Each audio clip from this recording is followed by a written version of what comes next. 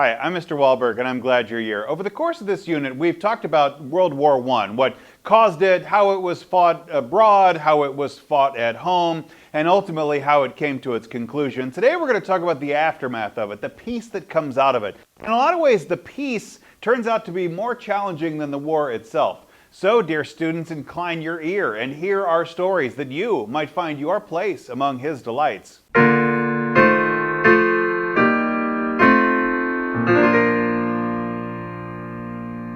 We have 4 objectives today. By the end of this class, you should be able to, first, summarize President Wilson's 14 points. So we'll talk about what that means. For number 14, you should be able to outline the goals of the members of the Paris Peace Conference. 15, describe the Treaty of Versailles that resulted and the international and domestic reaction to it. And number 16, explain some of the consequences of the war. But let's begin in Roman numeral number 13. When Wilson arrives in Europe, Wilson shows up to a hero's welcome. This is fairly unusual for a president to go take on the terms of negotiating a treaty and negotiating peace by himself. Usually there's a diplomatic corps that goes, on behalf of the president. But Woodrow Wilson is a college professor. He's a political science professor. He's made his career out of these questions of long-term peace, and he feels like, he could have a diplomatic corps, but nobody's more qualified than himself. And when he arrives in Europe, he arrives with the hero's welcome. People are so excited to see the man that ended World War I, or that ended the Great War. They don't have a 2 yet, so they're not calling it 1, but they find the man who ended the Great War and arrives with so much promise. It offered very little in terms of actual combat. But when the United States shows up, we basically ushered in the German surrender, knowing that they couldn't outlast American forces. The result is that the United States could show up at the end and take credit from the war without actually sacrificing a whole lot of American lives to do it. It was a popular move that Wilson planned to use while negotiating a peace treaty. The job of negotiating a treaty is usually, like I said, left to diplomats, but Wilson assumed that his academic training, his post-war popularity, and his plan for peace would be strong assets in settling the question of war forever. And that's really his goal. This was the war to end all the wars. So to disturb lasting, long-term, secure peace is really the goal of Wilson at this Paris Peace Conference. Subpoint B. His plan for world peace becomes known as the 14 points, and it's literally like bullet points, 14 points, for how Wilson hopes to get greater peace in the world. And we might generally break it down into 3 categories. On one hand, you have points numbers 1 through 5, which were about some specific measures about, how to prevent war in particular. There's no secret treaties among nations, and that everybody can travel in the seas. They're not going to lock off any of the oceans.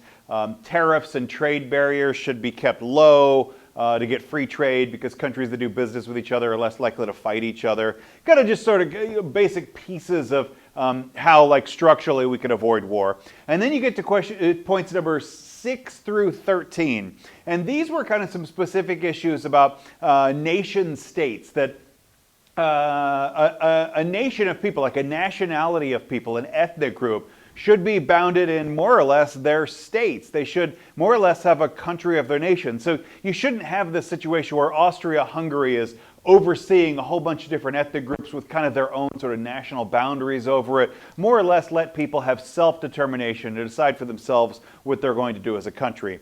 And Wilson believed that a whole world of nation states where ethnic groups ruled themselves would preserve peace. And then you get to point number 14. And number 14 was the one that Wilson considered the most important. It called for an international organization, a league of all of the nations, to enable nations to go discuss and settle problems without war, saying that inevitably there are going to be conflicts that come up, but if countries could come together at a bargaining table and negotiate without having to turn to bombs and mustard gas, that would be a much better way to go work out the deal. Roman numeral number 14. So Wilson takes this plan to the Paris Peace Conference and immediately finds it's unpopular. And why? Well, it rests on the equality of Germany with everyone else. And the short of it is that in Europe, nobody likes Germany. Nobody likes Germany. Wilson was blind and totally naive to the anger of the other Entente leaders against Germany. You see, Germany had long been an aggressor in Europe and had a reputation as being totally untrustworthy. Take, for instance, the French premier, who was also at the Paris Peace Conference representing the interests of France, a man named Georges Clemenceau. He lived through two different German invasions of France, both the 1870 Franco-Prussian War and the 1914 invasion of World War I. And he wanted to prevent that from ever happening again. Or consider the position of the English. Here you have British Prime Minister David Lloyd George. He just won re-election as Prime Minister based largely on a campaign promise of make Germany pay. And he was constantly reminded of that by the British people. Italy is also at the Paris Peace Conference, and Italy has a complicated relationship. You'll remember that Italy switched sides in the war partway through, and so they have a complicated relationship. Italy was originally on the Central Powers. They're the idiots of Grandma Always Hates Idiots. But they switched to the Entente Powers when France and Great Britain offered them various Austrian lands if they joined the Entente on their side. Italy did, and they won an important battle over Austria-Hungary, essentially pushing Austria-Hungary out of World War I. And so Italy's representative, Vittorio Orlando, he shows up to the Paris Peace Conference, basically expecting to get the keys to the Austrian land and go drive it home, right? Like he's ready to go take control of claim their land. Subpoint B.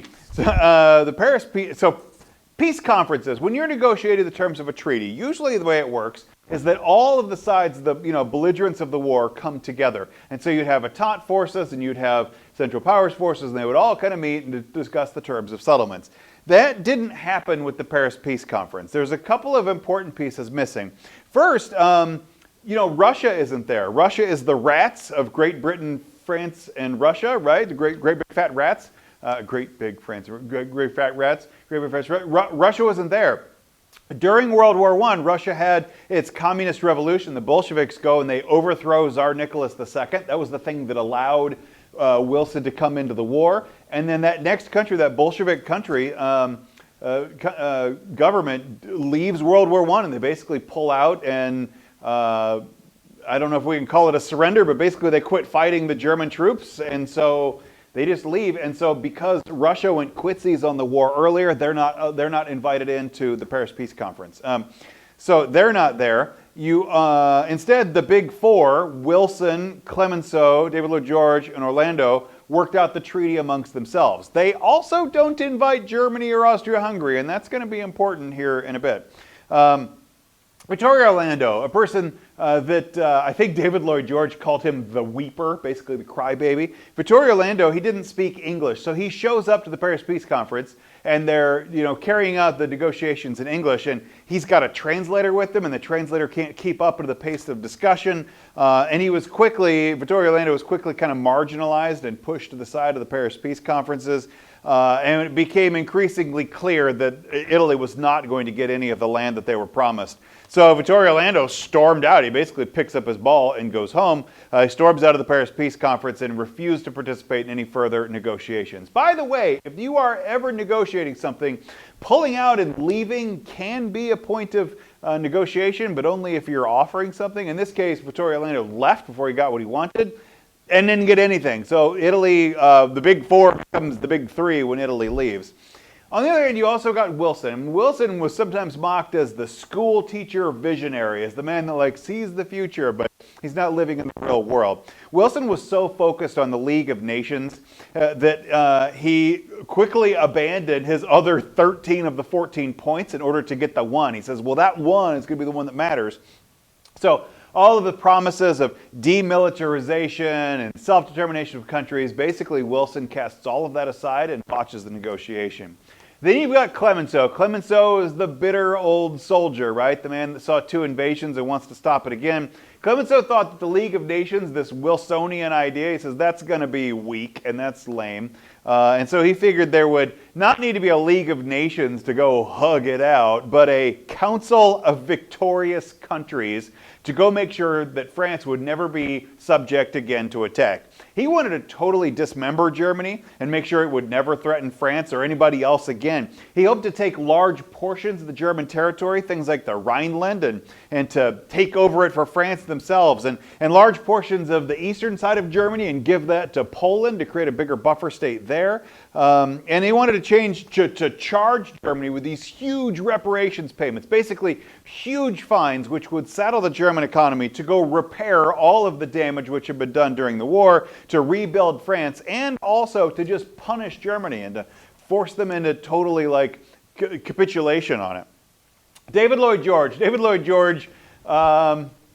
he's the brilliant winner in all of this. David Lloyd George was more or less against everything that the other people wanted. He didn't want to wreck Germany like Clemenceau did. He said Germany can actually be a pretty important trading partner. They're a good industrial country, and we could do business with a country like Germany. So he didn't want to go wreck Germany. He also said, you know what Germany does really well? It serves as an important buffer state between what's going on in Russia, like that confusing mess of Russia over there, so the important buffer state between them and the rest of Europe. And wouldn't it be kind of nice if we didn't have these communists and revolutionaries knocking on the door of Western Europe? So let's leave Germany in place. So he didn't want to weaken Germany, which he saw as an important buffer zone there as well. So basically, David Lloyd George in our subpoint C works both sides of the table. He appoints this soft-hearted British diplomat to the League of Nations Committee. And so Wilson says like, oh yeah, David Lloyd George is on my side. So good, because he's put a diplomatic kind of guy on the League of Nations community. And then Woodrow Wilson, so the British think that, or the Americans think Britain is on the forgive and forget kind of side. On the other hand, he appoints tough hardliners to the Reparations Committee, which makes Clemenceau thinks that he's like, yeah, go stick it to Germany, camp with France. And so in this way, David Lloyd George plays both sides brilliantly, and both sides playing off of each other. The result was that Wilson caved on everything that would threaten trade, and that Clemenceau gave up on dismantling all of the trading partner stuff. The Paris Peace Conference, it opened in January of 1919. By March, within a few weeks, David Lloyd George had reached every significant British goal. I sometimes think about it like, who actually won World War I? Was it the Entente Forces? Well, yes, but who in the Entente Forces was the strongest negotiator at the end? David Lloyd George more or less won World War I. Roman numeral number 15. So the Paris Peace Conference, when they're actually negotiating this down, sets up what are the terms of negotiation to produce a treaty that comes out of this conference. It's known as the Treaty of Versailles because it's actually signed and negotiated in what was Louis XIII's old palace before the French Revolution, whatever. The building's still there. That's the Treaty of Versailles. That's where it was signed. The provisions of the treaty, first let's talk about kind of its physical geography. The Treaty of Versailles created 9 new countries, including Poland and Czechoslovakia and Yugoslavia. It shifted the boundaries of other existing countries in an attempt to try to make ethnic borders more match its government borders, to create the Wilsonian idea of the nation states. So it also leveraged onto the Ottoman Empire. The Ottoman Empire had reached the end of its long and slow decline. The Ottoman Empire, you'll remember, came in to fight on the side of the Central Powers, lost the war. And so the Ottoman Empire, that sprawling expanse of land that is the Middle East, maybe that's what you can think about today, was divided into a handful of new countries, and then 5 areas known as mandates, the kind of the Near East, the spot that's today Israel and Syria, those areas there. Those are called mandates. And they said, these are all going to be individual countries, but they're not ready to govern themselves yet. So in the meantime, the French and the British are going to control these areas in Southwest Asia. Temporary control. They're not colonies. They kind of look like colonies. They kind of smell like colonies, but they are intended to be independent countries one day, basically as soon as France and Great Britain think they're old enough to get the keys. There was also important limits that were placed on Germany. The German army was gutted, and it was limited to a size so small that it became entirely a defensive army.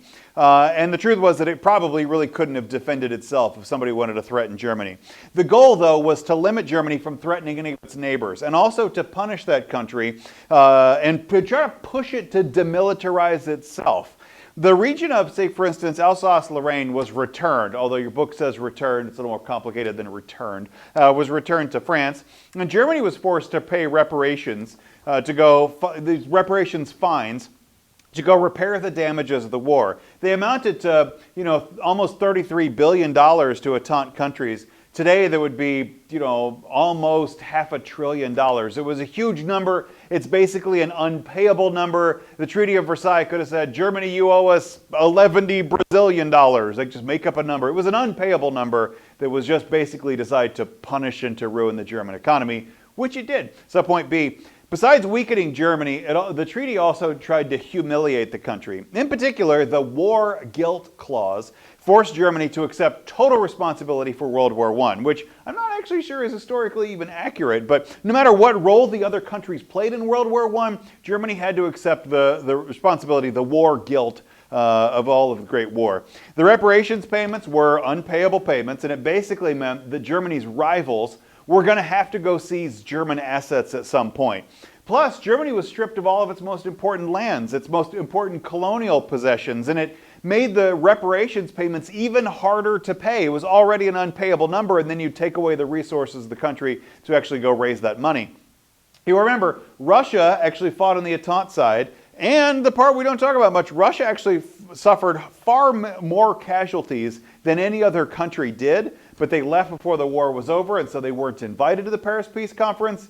So it actually ended up in renegotiating the borders of each country. Russia ended up losing a fair amount of land too, maybe even more land than Germany lost. A move that this new country of the Soviet Union was determined to go take back one day. Though Wilson had promised self-determination for colonized people, the Treaty of Versailles ignored the French and the British colonization patterns where, think of people of South and Southeast Asia. All of those colonies still existed as colonies, even though, they had hoped for self-determination. Wilson capitulated on all of those things just to go get his pet project. It flared up in the French colony of Vietnam, where people there were demanding the same kind of self-determination rights that Europeans were beginning to realize. More about this later. We'll get there when we get there. Subpoint C. Some Americans back on the home front were strongly opposed to the Treaty of Versailles. Most notably, Herbert Hoover, who thought that the Treaty of Versailles was too harsh. Hoover is not an anti-Wilsonian. At least at this point, he's not an anti-Wilsonian. He works for Wilson in the European food relief plan. And he feared, though, that there was going to be this economic fallout of all of Europe. And if that happens, we're going to have the carryover in the United States, and we'd have economic fallout in the United States as well. Other people thought that the Treaty of Versailles failed at its real goal at decolonization, claiming that it just exchanged one group of colonial rulers for another, particularly where the ethnic groups that the new boundaries didn't actually, they're redrawing the map, and what you end up doing is just poorly understanding the ethnic groups of Eastern Europe in particular. You're just trapping them into new non-nation states. But the main sticking point in the United States was over that League of Nations. The League of Nations, it was felt, threatened the long-held U.S. foreign policy of isolation. That the world's problems are not American problems, and if you put us in a League of Nations where we've all got to hug it out, we might get drawn into somebody else's conflict. But, and so senators like Henry Cabot Lodge, they mistrusted in particular the League of Nations principle for joint action. Even though it was voluntary, he insisted, the treaty recognized that it was Congress that declares war, not some treaty negotiation which will drag America into a conflict. Subpoint D. Wilson refused to compromise on any of this, saying this is the treaty we've negotiated and you take it or leave it and you should take it. Wilson, as a Democrat, he ignored the Republican majority in the Senate, and it's actually the Senate who approves this treaty, and Wilson basically didn't involve the Republicans in its negotiation at all. When he chose members of the U.S. delegation for negotiations, he entirely chose Democrats and didn't invite any Republicans there. And I wonder if Republicans had been involved in the negotiations, if they could have smoothed out some of these problems and made it more likely that they would have brought some, into the treaty. They would have been able to address some of the issues ahead of time, rather than just sticking them with a take it or leave it deal.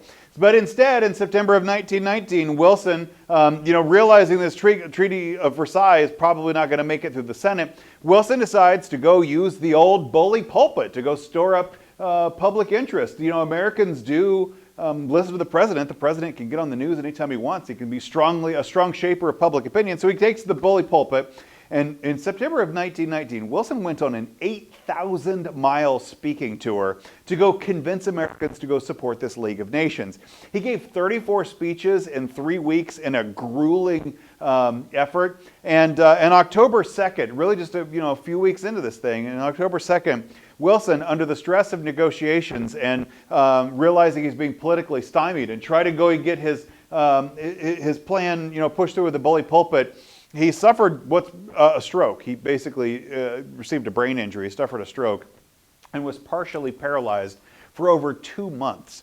The Treaty of Versailles came up for a vote that year in November of 1919, and Henry Cabot Lodge introduced a number of amendments to the treaty, which would have made it more palatable and more likely to get passed, including reassurance that the Americans wouldn't go get dragged in to go, the League of Nations foreign policy. The Senate rejected those amendments and ultimately rejected the treaty. As Wilson recovered, he refused to compromise. He refused to compromise with the Senate. He proclaimed, famous line, "I will not play for position. It's not the time for tactics. It's the time to stand square. I can stand defeat. I cannot stand retreat from conscientious duty." The treaty came up for vote again in March of 1920. And the amendments proposed lost again, and the treaty failed again. Subpoint E. In 1921, after Wilson is no longer the president, the United States and Germany finally signed a different peace treaty, a separate treaty which formally ended World War I. The United States never did sign the Treaty of Versailles. They never did join the League of Nations, though we did have a seat as an unofficial observer. We couldn't, enter any of the debates or do any of the voting. We were just kind of there to listen to other people talk. The League of Nations met and attempted to operate without the United States' leadership, making a curious position where the United States creates the League of Nations, but never actually joins it. Roman numeral number 16. What's the real legacy of World War I? And I've kind of hinted at this in previous videos or in person in class. The legacy of the war carries on. When Warren Harding became president in 1921, he's campaigning through that 1920 election on the pledge of a return to normalcy. He said, America's present need is not heroics, but healing. It's not nostrums, but normalcy. Not dramatic, but the impassionate. Not experiment, but equipoise. Not submergence in internationality, but sustainment and triumphant nationality. Basically, Warren G. Harding, he basically says that all of the turmoil of World War I, let's get back to it. He was eager to return to that pre-war life and didn't even care that normalcy wasn't a real word. And I think about this a little bit. All of the turmoil of the progressive era and all of the social upheaval and the business and political upheaval and all of just the stuff of the progressive years and the wartime years, people just got sick of it and they just wanted it to be over. Just make it stop. But the war had forever changed the United States. The war had pushed the United States onto the world stage and had a stronger military. It had increased the power of government over ordinary people's lives. The Great War accelerated the social change for African Americans and for women. The fears and antagonisms which were provoked by propaganda of the Wilson era, they remained fresh in the consciousness of Americans. And people had no channels to deal with those fears. All of that pent-up frustration and anger and the bad working conditions and like the suspicion of immigrants and all of it became rolled together in this simmering, uneasy pot. The destruction of war, the losses of lives, the damaged social and political systems, it left wreckage that would take decades to settle.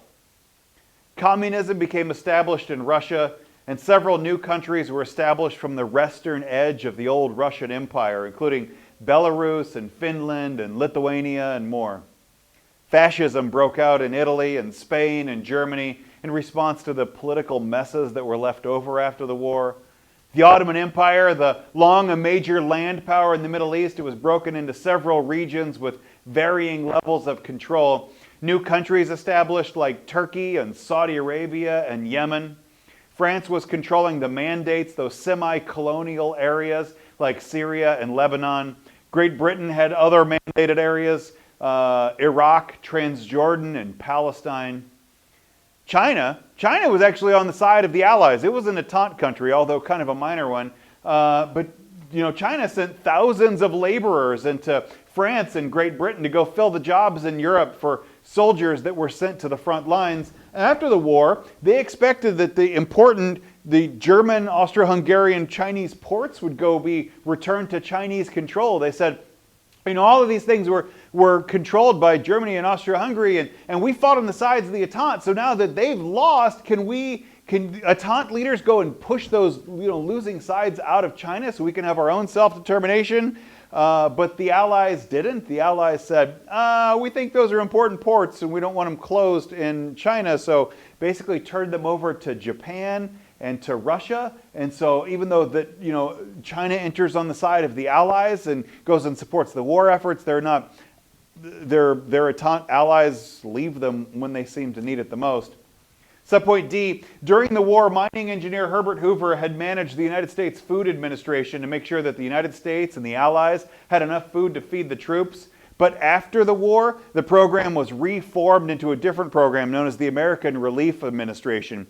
It operated from, operating from the United States. And from there, Hoover coordinated a program that brought millions of tons of food into 23 different European war-torn countries.